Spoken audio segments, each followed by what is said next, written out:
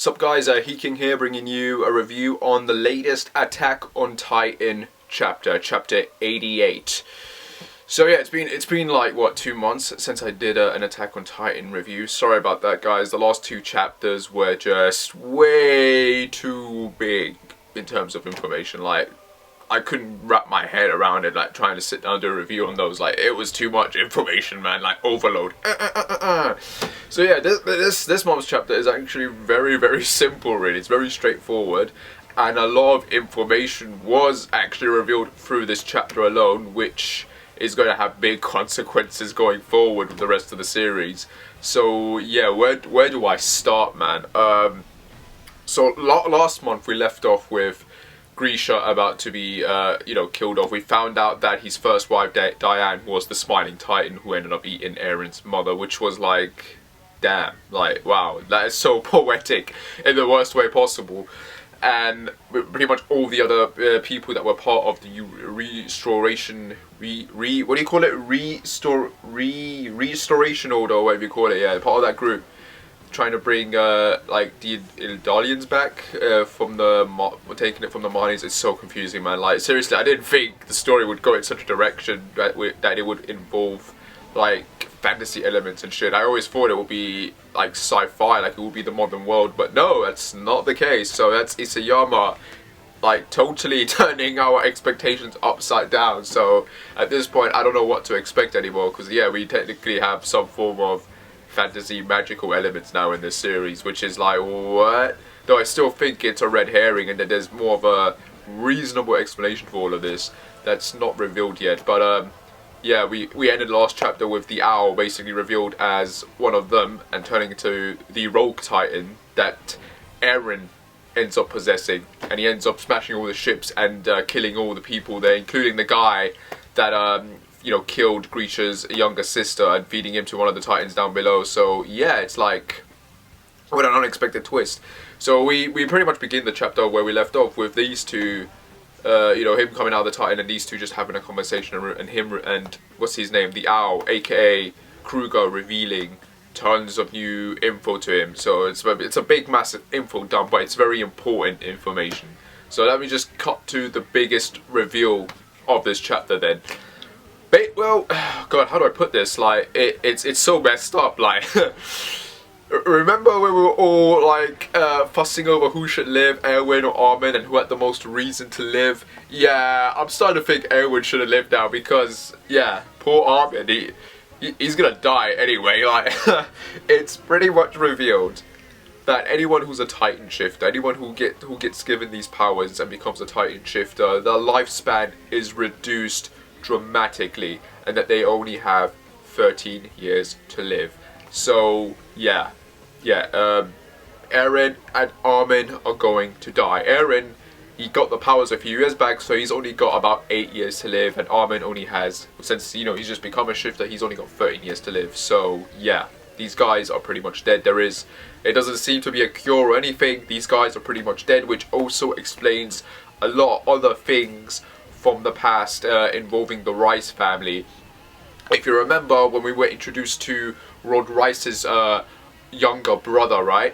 The younger brother, like, when we saw him in chapters talking with Kenny, he looked very ill. Like, he was, like, yeah, he just looked very feeble and weak, which didn't make a lot of sense. He looked very old for someone of his age, and now it makes sense now, because he was a Titan shifter and Rod Rice wasn't. And yet this dude, this younger brother, looked older than his older brother, which didn't make a lot of sense. And now it's all coming back together. Now the pieces are starting to fit. It's because he took the serum, and he was pretty much rapidly, what's that word again? Rapidly, well, I'd say de-aging, but not even de-aging. That word for it, when someone deteriorating, is that what you call it? Deteriorating. So that's what happened to him. His body deteriorating because of the serum. So yeah. And then of course this also makes sense. It ties in with what Reina said during, I think, was it chapter 50 or sometime before then or after that, when Eren had been captured by Berthold and Reina said that they were running out of time and that they wanted to get home as quickly as they could. So that kind of makes sense, because now we know that those guys, they took the serum when they were kids.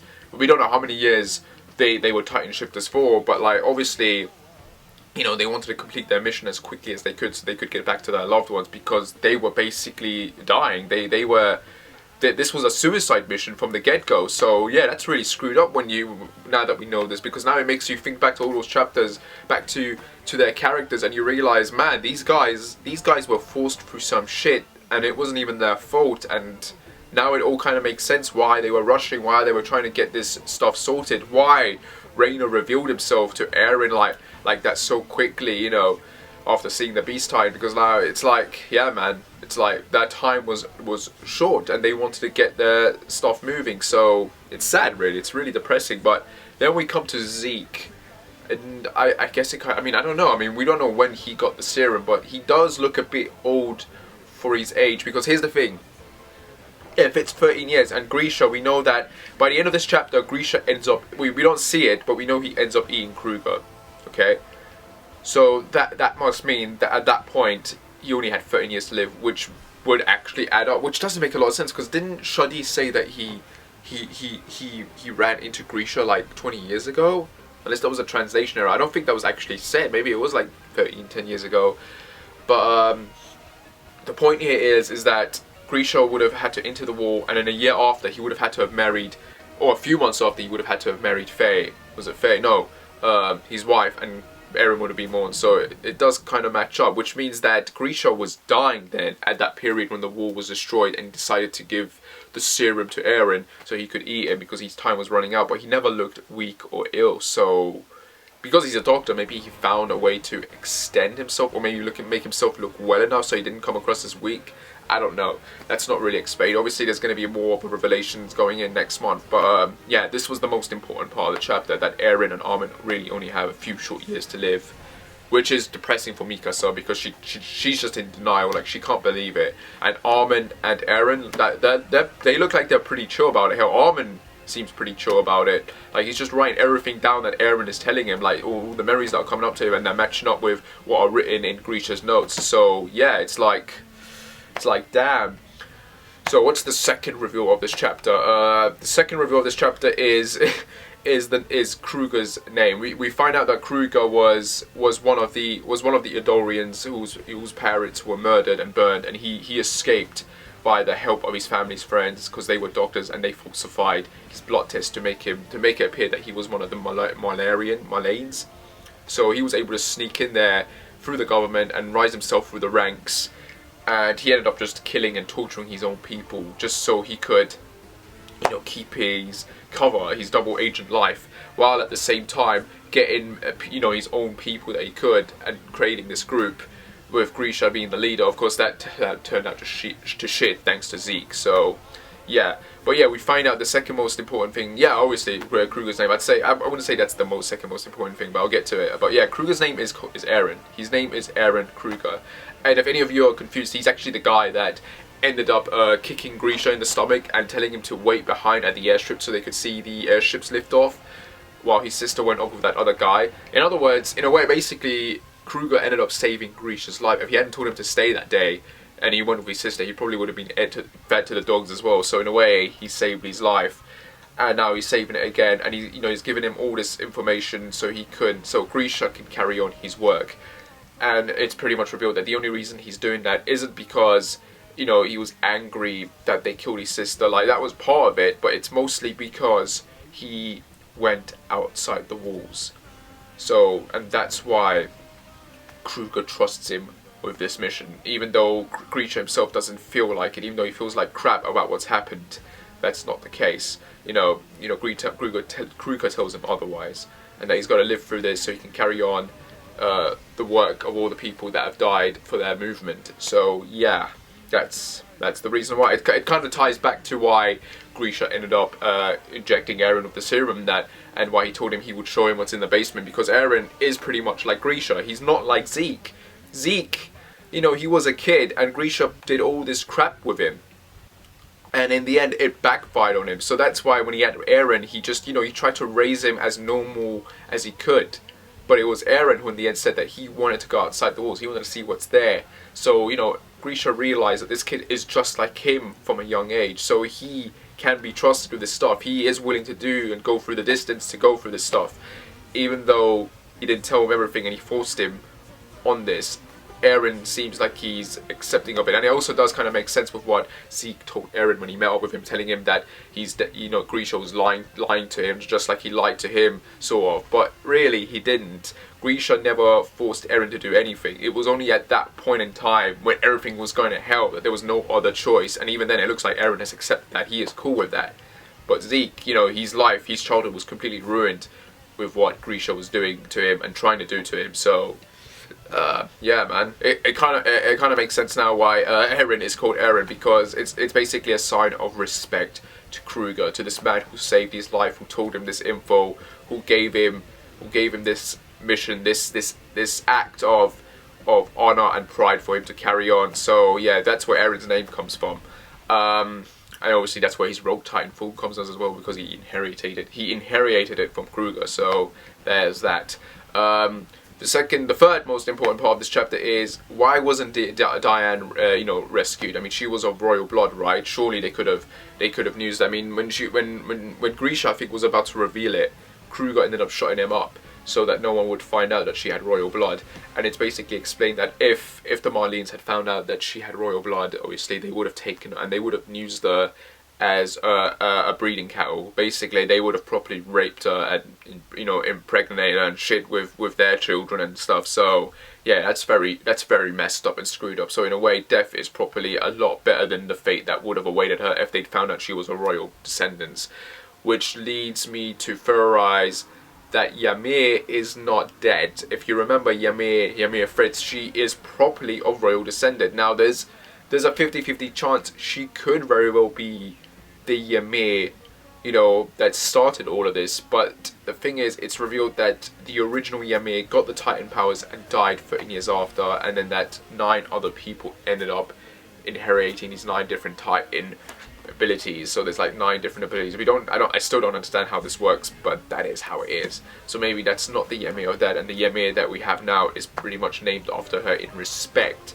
Or it could be a big twist, and it is her. Because if you remember, there was this moment back during the Clash of the Titans arc where Ymir is reading this thing that I don't think Reina and the others can read, and he was pretty sure that she could read this ancient sort of language. So it's like, how can she read that unless she was around that time period? So yeah, a lot of food for thought, basically. Yeah, it's just very curious. Maybe she is or isn't, but I think this part of the chapter confirms that Ymir isn't dead, because if she is of royal descendants, and she probably is, they're not going to kill her, they're going to use her as breeding cattle. Which leads me to theorize that the letter she sent to Historia is a goodbye letter and a suicide note, where she probably reveals that she's going to kill herself instead of being, a breeding cattle for the Marlenes, because that is the most likely scenario to happen to her. So right now, there's a 50-50 chance she's either, she's either killed herself or she's being used as breeding cattle, because I can't see the Marlenes or Zeke killing her. A lot of people are speculating that Zeke, because he's got the claws and that, is because he ate her. I don't think that's the case. You have to remember, this dude is called the Beast Titan. He probably had those abilities beforehand, and he just sort of activated them. So I don't think he ate Ymir, because that would be stupid to kill off that character when such revelations are being made about this original Ymir. So you can't kill a character like that off. And Isayama did say from the very beginning that Ymir will play an important role. She's a very important character, so I don't think that's the case. But yeah, maybe it is. But I'm theorizing that my theory is probably more correct, because it does sort of tie in with the situation that nearly happened to Diane if they found out she was of royal blood. So yeah, I think Ymir might be dead or mostly likely alive, being used as, breeding cattle, which is disgusting. Hopefully not, but can you imagine if you run into Ymir and she's pregnant? Like, damn, that would be messed up. So messed up. But yeah, man, the revelations in the chapter are insane, and it's also revealed, this is the best part actually, I think, it's revealed why this series is called, I don't know the Japanese name, Sonjino no Kono, wow, I suck at this so bad. But yeah, the reason the name, the reason it's got the Japanese title, which translated in English is Advancing Giants, I think, is because Eren's Titan form, the Titan that he got, that Kruger got, basically the Titan form that Kruger has, that Eren would later get, which is one of the 9 Titan powers from Ymir. Whatever. Seriously, this information over it's getting to me. But yeah, it's called the Advancing Titan, the one that fights for freedom and shit. So that's why the series is called that. Which then, when you try to, which translated into the English translation that we have here, Attack on Titan, is called the Attacking Titan. So yeah, Attack on Titan, the Attacking Titan. It doesn't rhyme well, does it? Like, wow, way to fuck up with the English translation there. But I mean, the only reason Isayama, I think, chose this title is because it sounded cool in English, Attack on Titan, when really it should have been called Attack of the Titan. So, because that would make more sense. But yeah, it is what it is, guys. But yeah, that is the reason why the title is that. It refers to Eren's Titan form and what it stands for and what its meaning is. So yeah, the symbolism there. So that's great. We got that information out of the way after like what 88 months of trying to theorize why the series is called that. We now have an answer. Hooray! But yeah, yeah, the chapter pretty much ends with Grisha running into Shadis, and that, you know, it ends with Eren back in the present, and sort of with Kruger, because there's obviously a similarity between the two of them.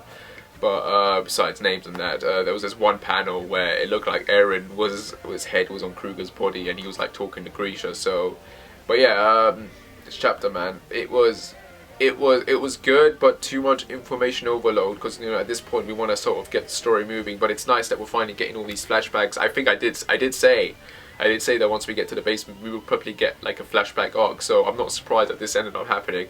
I'm just surprised with the way the story just went into this unexpected territory, because I didn't think in a million years that this is the direction the story would go into. But now all the pieces are starting to fit in that. Oh, and I also forgot to mention the fact that now we know why every 13 years the Rice family would have the ceremony where they would be passing on like passing on the predecessor of the Titan power to the successor. So now that adds up as well, because, you know, every 13 years they would need to find someone to take their place.